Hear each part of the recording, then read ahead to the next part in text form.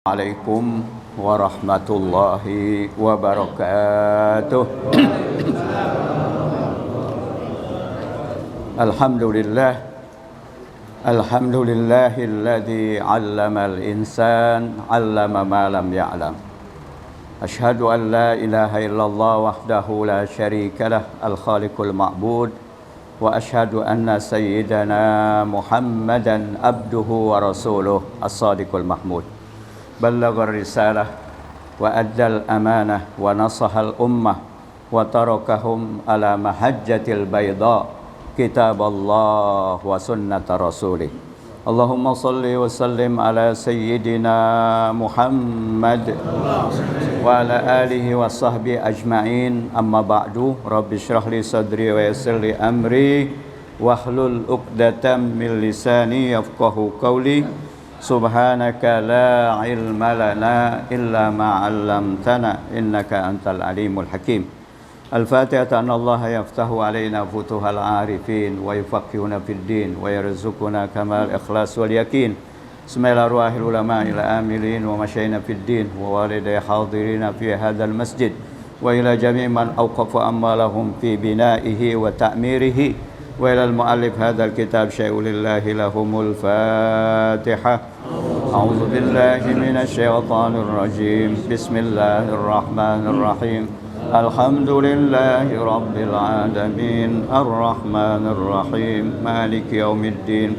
Iyyaka na'budu wa iyyaka nasta'in. Ihdinas siratal mustaqim. Siratal ladzina an'amta 'alaihim ghairil maghdubi 'alaihim waladdallin. Amin. Ayyuhal ulama wal asatidzah al muhtaramun, ayyuhal hudhuril kiram, puji syukur mari senantiasa kita panjatkan hadiratnya. Alhamdulillah, pagi ini kita sama-sama berjumpa kembali di tempat yang mulia ini untuk melaksanakan kewajiban kita, yaitu salat subuh berjamaah. Dan sebagaimana biasa kita lanjutkan dengan thalabul ilmi. Mudah-mudahan kehadiran kita mendapat ridha Allah Subhanahu wa taala serta mendapatkan ilmu yang bermanfaat. Amin ya rabbal alamin. Salawat dan salam semoga Allah melimpahkan kepada junjungan kita baginda Rasulullah sallallahu alaihi wasallam.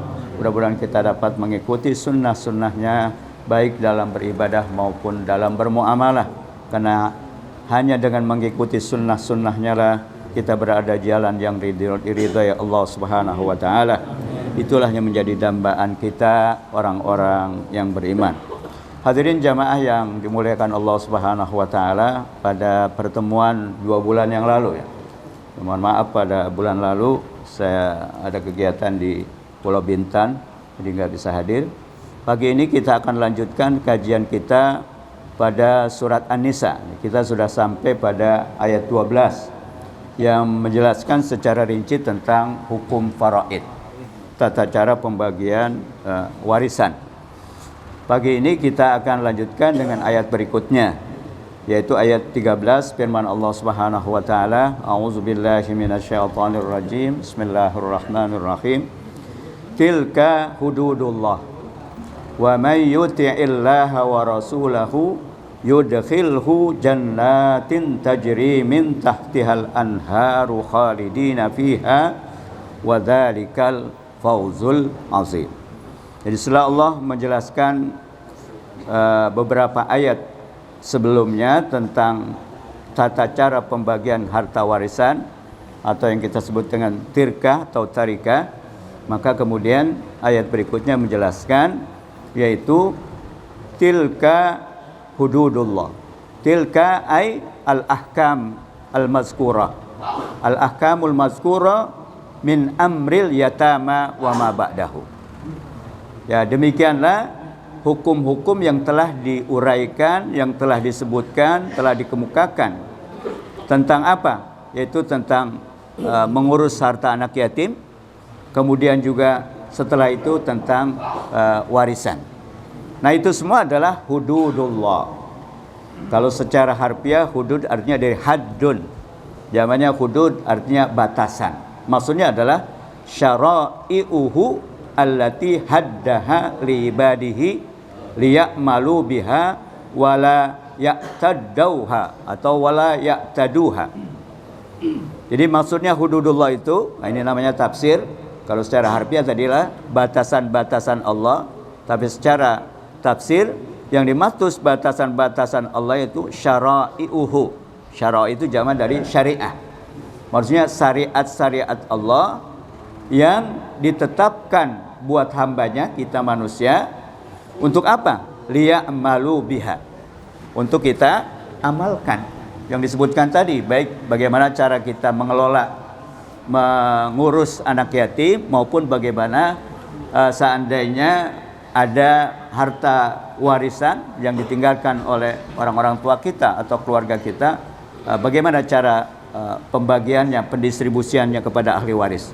Nah, itu semua adalah hukum-hukum Allah yang telah ditetapkan oleh Allah buat hambanya. Untuk apa? Liya'malu biha, untuk mereka mengaplikasikan, menerapkannya. Wala ya'taddu biha, karena tadi batasan nggak boleh dilanggar gitu. Ya, nggak boleh dilanggar. Nah, itu. Nah, maka kemudian lanjutan dari ayat itu Allah menegaskan dengan firman-Nya, wa may yuti'illaha wa rasulahu. Jadi barang siapa yang yuti'illaha, jadi bahasa Indonesia menjadi taat kan, taat. Karena bahasa Indonesia nggak punya to, nggak punya ain, taat jadi taat gitu. Taat. Itu bahasa Arabnya taat. Jadi barang siapa yang mentaati Allah dan Rasulnya. Maksudnya mentaati Allah adalah mengikuti ajaran-ajaran Al-Quran, firman Allah di dalam Al-Quran, dan mengikuti Rasul artinya mengikuti sunnah-sunnahnya yang ada dalam hadis-hadis beliau. Nah, fima hakama bihi, jadi apa yang telah ditetapkan untuk menghukumi segala sesuatu tentang kehidupan ini. Nah, yudkhilhu jannatin, maka yudkhilhu, jawabannya bagi orang yang mengikuti Al-Quran dan Sunnah Rasulullah, maka janji Allah yudkhilhu. Jadi dia, Allah akan memasukkan orang tersebut jannatin, yaitu ke dalam surga-surganya Allah. Nah, dalam qiraah itu ada dua qiraah. Jadi yudkhilhu bil ya wan nun, yaitu nudkhilhu. Kalau dalam ilmu balaghah namanya itu iltifat. Iltifat itu beralih dari yang menggunakan kata ganti orang ketiga, yaitu dhamir ghaib, kemudian menggunakan dhamir mutakallim nahnu. Nah, jadi ada dua qiraah. Jadi kalau kita baca yudkhilhu, dia, Allah akan memasukkan orang-orang yang taat kepada Allah dan Rasulnya. Kalau qiraahnya nudkhilhu, maka itu kembali kepada Allah, kami masukkan orang tersebut, nah, yang mentaati Allah dan Rasulnya, apa? Jannatin. Jannatun itu bentuk jamannya jannatin. Nah, jannatin, yaitu surga tajri min tahtiyal anharu, pakai hak gede ya, karena kalau pakai hak kecil artinya menyembelih. Nahar dengan nahar beda. Biasanya sulit kita mengucapkan hak kan, karena kita nggak punya hak. Yang kita punya apa? Hak. Ada nggak kita menyebut hari apa hari ini? Nah, itu hak itu. Tapi kalau hari apa hari ini itu apa? Hak. Nah, itu harus bedakan. Jadi bukan alhamdu, tapi alhamdu. Nah, ya, hak kecil. Nah, lillah baru hak gede. Nah, karena kalau salah ucap tadi an-nahru, yaitu menyembelih, menjadi an-nahru, artinya sungai gitu kan. Nah, itu yang harus kita perhatikan.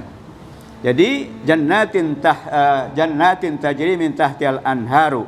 Jadi orang-orang yang taat kepada Allah dan Rasulnya, Allah menjanjikan bahwa dia akan memasukkan orang tersebut ke dalam surga-surganya yang mengalir di dalamnya sungai-sungai. Khalidina fiha, mereka akan kekal di dalamnya.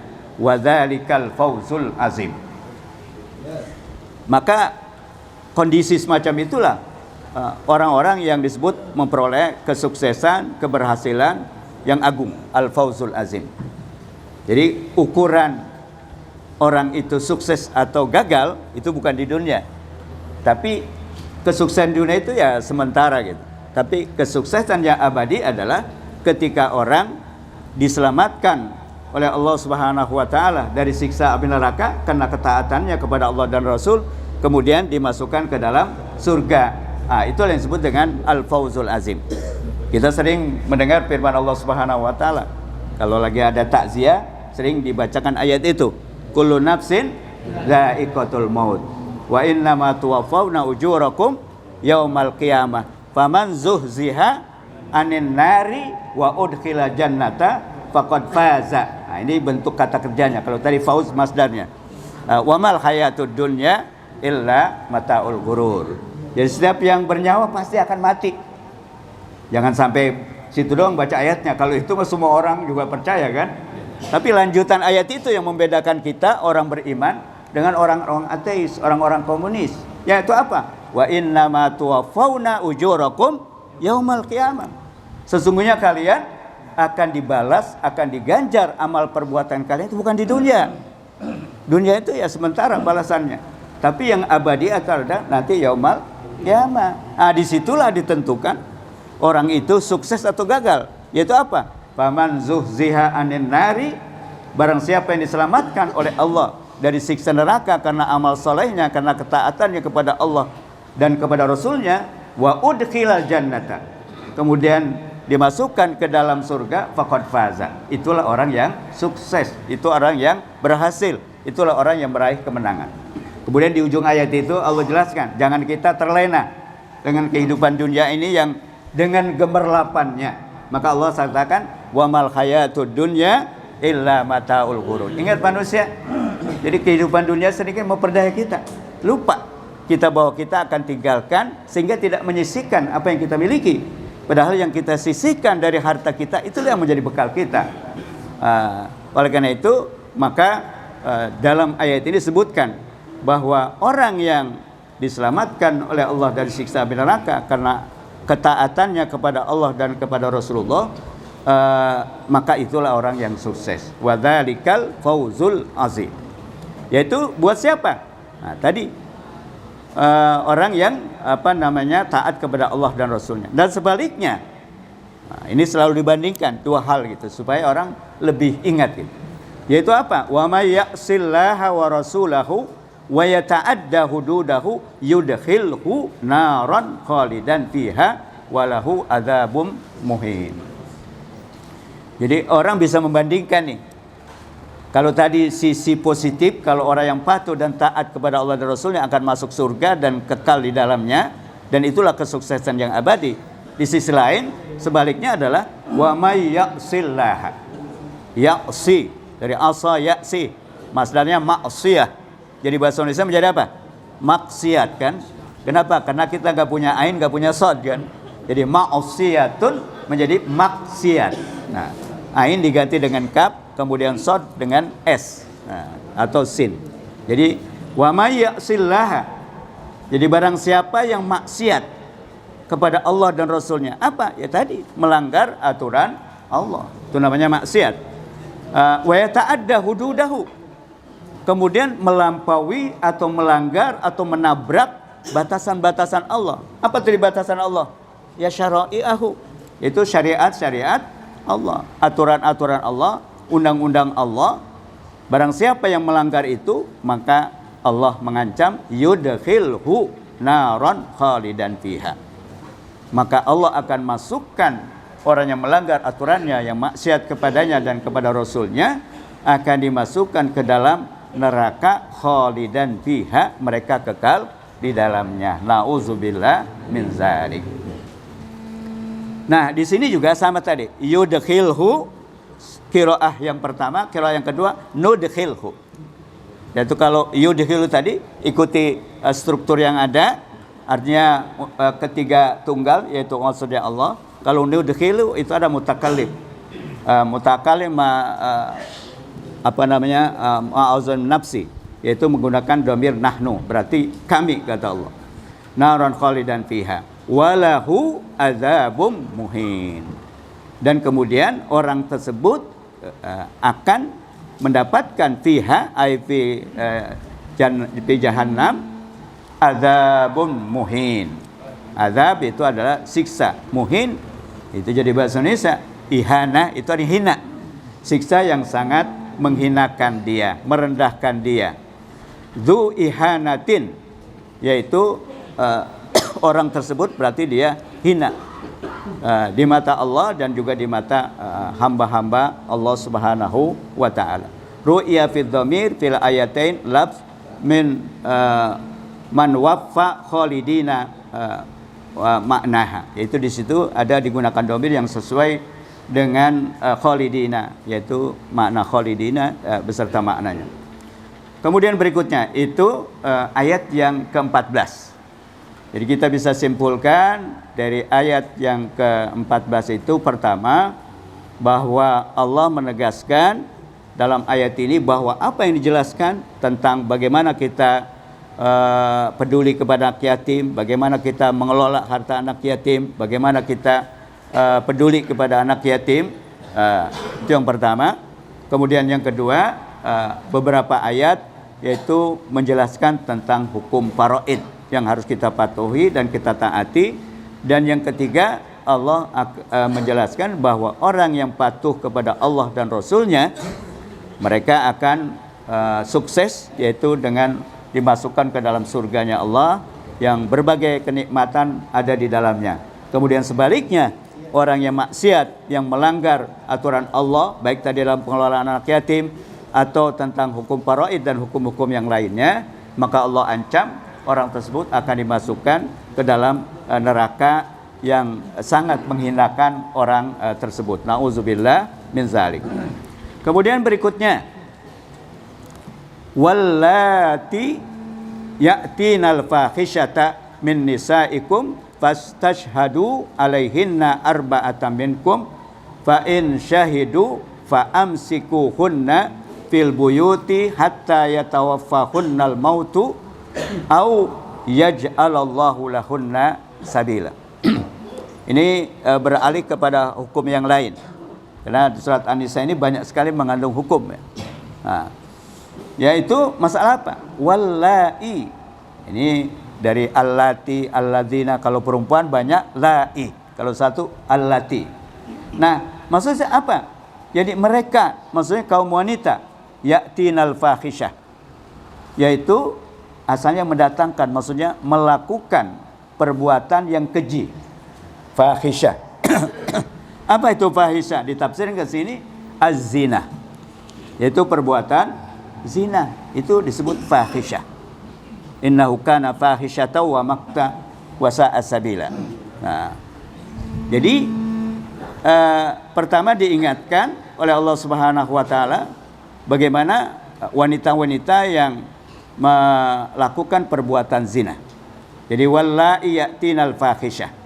Jadi mereka kaum wanita yang melakukan perbuatan yang keji, yaitu zina, min nisaikum, dari kaum wanita kalangan kalian, maksudnya orang-orang muslimah, orang-orang Islam. Nah, maka apa sanksi hukumnya? Pertama, fastashhadu alaihinna arba'atan minkum. Jadi yang namanya zina itu tidak sembarangan menuduh orang. Dia harus punya saksi, dan saksinya tidak mudah. Nah, sehingga kalau orang tidak bisa membuktikan tuduhannya itu, maka kena hukum qazaf namanya. Nah, supaya apa? Supaya orang tidak seenaknya gitu menuduh orang lain berbuat zina. Nah, maka di sini disebutkan, jadi kalau ada seorang wanita melakukan perbuatan zina, maka mintalah atau carilah kesaksian terhadap apa yang mereka lakukan itu 4 orang saksi. Gampang apa susah? 4 orang saksi orang berzina. Biasanya orang berzina itu di mana? Ya berduaan kan? Iya. Nah, jadi arba'atan minkum.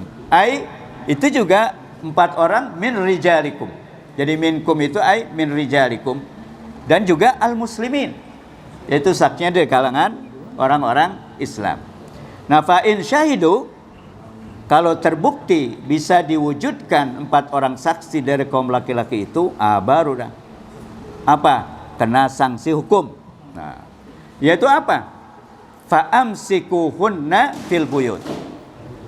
Nah, tentu ayat ini nanti dinasah dengan ayat tentang hukuman zina.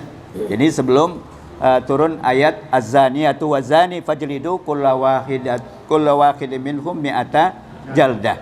Nah, sebelum turun ayat itu, sehingga sanksinya waktu itu relatif lebih ringan. Karena pada tahapan-tahapan awal. Apa sanksinya itu? Kalau seorang wanita terbukti melakukan perbuatan zina, nah, fa'amsikuhunna, asalnya amsik itu pegang mereka, tangkap mereka, maksudnya ihbisuhunna, penjarakan mereka. Nah, fil buyut, jadi penjarakan di rumah. Maksudnya kalau kita kan adalah tahanan rumah kan, ada tahanan kota gitu kan. Nah, jadi mereka dikurung di rumah. Imna'u wamna'uhunna min mukhalatin nas. Jadi cegah mereka untuk berinteraksi, bergaul kepada orang. Nah, jadi ringan kan? Cuma dikurung aja di rumah atau di penjara. Nah, hatta yatawaffahunnal mautu. Tapi jangan dikurungnya itu di penjara seumur hidup gitu. Yaitu sampai mereka meninggal dunia. Hatta yatawaffahunnal mautu. Sampai mereka dimatikan oleh kematian. Apa maksudnya? Nah, maka ditafsirkan al-maut itu adalah al-malaikah.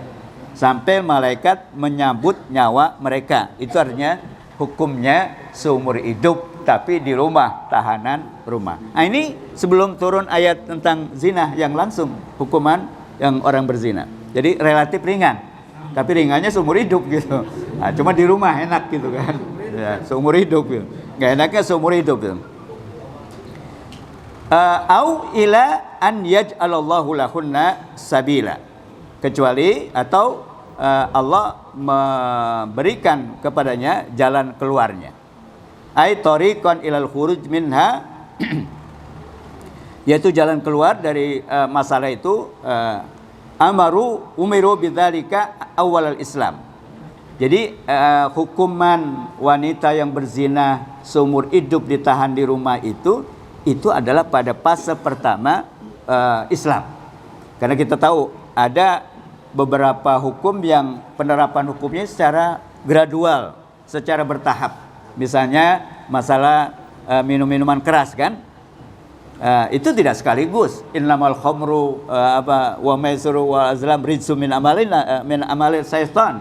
Tidak begitu. Pertama, kamu ingat bahwa arak itu memabukkan, tapi juga ada manfaatnya. Tapi ingat, madaratnya itu lebih besar kan. Itu artinya masih boleh kan.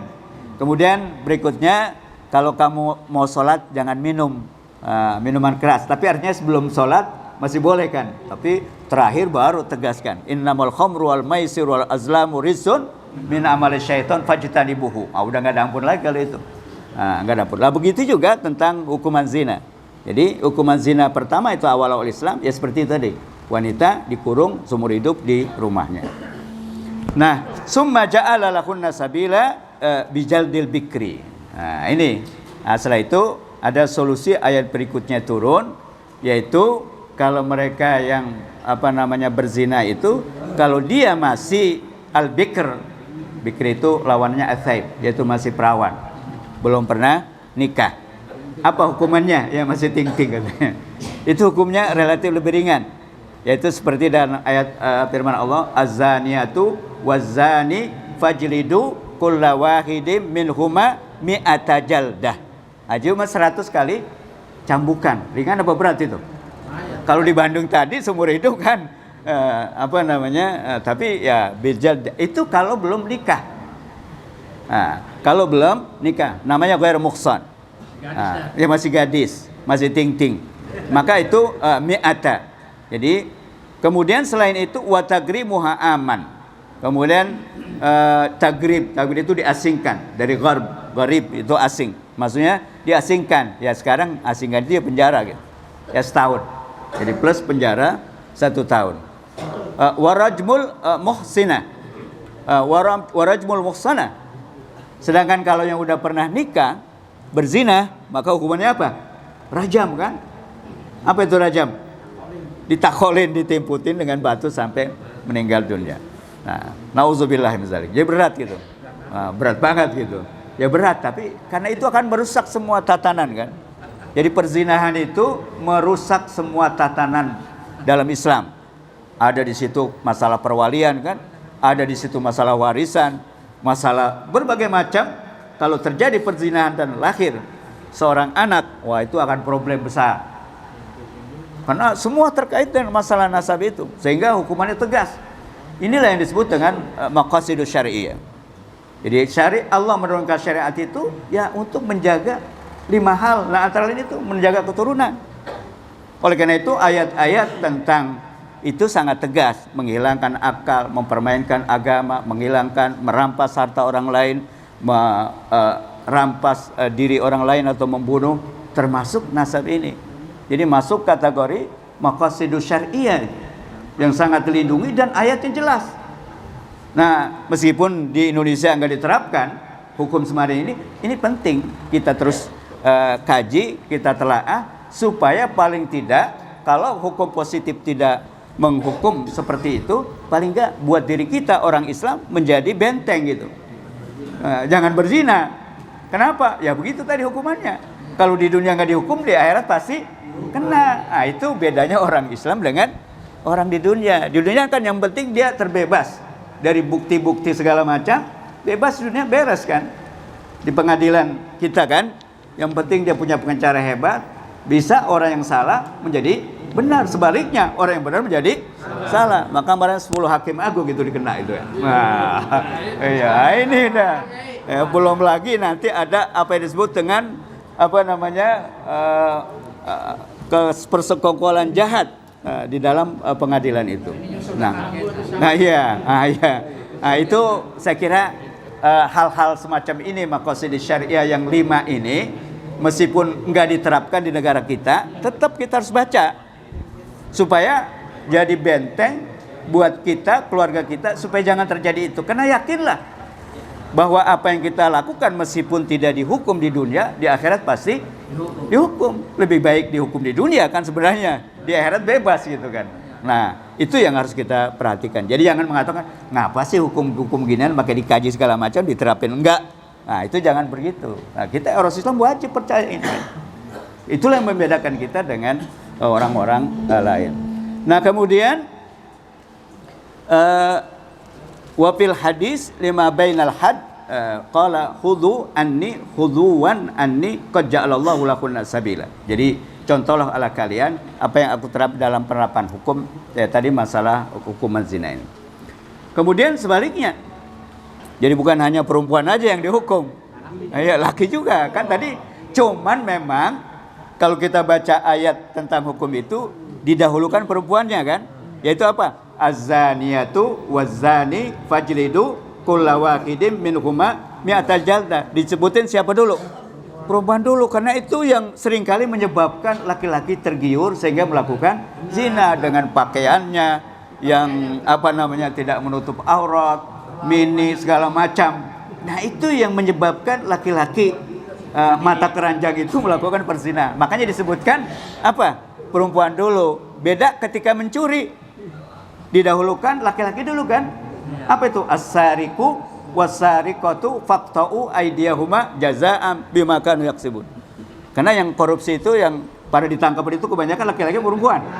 Laki-laki karena banyak maunya kan? Nah, maka didahulukan laki-laki kan. As-sariqu kan muzakkar kan. Was-sariqatu baik yang pencurinya laki-laki perempuan faqta'u aydiyahuma. Potong tangannya. Kalau sekarang kan ringan kan?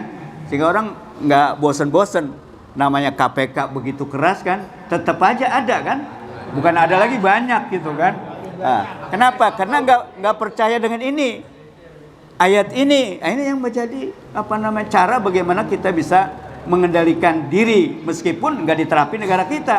Ternyata hukum yang ada di kita itu tidak membuat efek jera kepada manusia karena ringan. Orang yang miliaran korupsinya kan cuma 2-3 tahun, kemarin banyak yang bebas kan? Cuma 5 tahun, 10 tahun paling banyak gitu. Meskipun ada hukuman mati, itu udah berpuluh-puluh tahun nggak juga diterapkan gitu kan. Nah iya, apalagi kalau ringan, makanya jadi berani gitu. Nah, maka hukum ini yang harus menjadi pendekatan kita orang Islam supaya bisa mengendalikan diri. Karena kan kita bedanya dengan orang-orang ateis, kita tuh percaya bahwa kehidupan ini nanti akan diperhitungkan dalam kehidupan akhirat. Itu yang menjadi unsur penting untuk bisa menjadi efek jera orang-orang yang beriman. Tanpa itu orang bisa mengelak, orang bisa mencari alibi, orang mencari alasan, orang bisa memanti bukti-bukti, bisa menghabiskan atau menghilangkan bukti-bukti kan. Nah, Jadi sekali lagi pendekatan agama, pendekatan keimanan menjadi sangat penting ya untuk bisa meminimalkan